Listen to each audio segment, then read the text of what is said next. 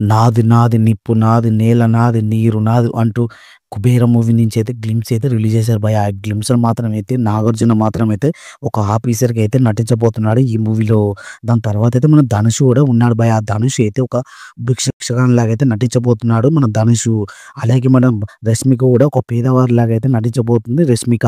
ఇంక ఈ మూవీ విషయానికొస్తే ఈ మూవీ అయితే మన డైరెక్షన్ అయితే శేఖర్ కమ్ముల డైరెక్షన్ అయితే రాబోతుంది భయ్యా. ఎందుకంటే ఈ మూవీలో అయితే టీజర్‌లో అయితే మొత్తం కథనైతే రివీల్ చేయలే. ఇంట్రెస్ట్‌గా అయితే సాగించాడు ఈ మూవీ టీజరు.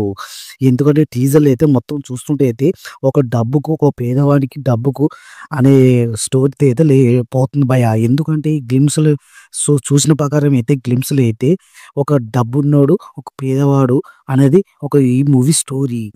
దీని గురించి చెప్పాలనుకుంటే ఈ మూవీ అయితే శేఖర్ కమ్ముల అయితే ఈ గ్లిమ్స్‌తో అయితే ఒక ఇంట్రెస్ట్‌గా అయితే లేపాడు భయ్యా ఆ మూవీని ఎంతో.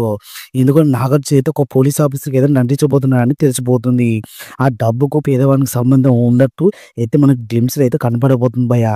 ఎందుకంటే ఈ మూవీ విషయానికొస్తే ఈ మూవీలో అయితే శేఖర్ కమ్ముల అయితే చానా రోజుల క్రితం అయితే ఇప్పుడైతే ఒక మూవీ అయితే డైరెక్ట్ చేయబోతున్నాడు. ధనుష్, రష్మిక, మన నాగార్జున అయితే వాళ్ళ లెవెల్ అయితే పాన్ ఇండియా లెవెల్ అయితే ఈ మూవీ అయితే రిలీజ్ కాబోతుంది భయ్యా.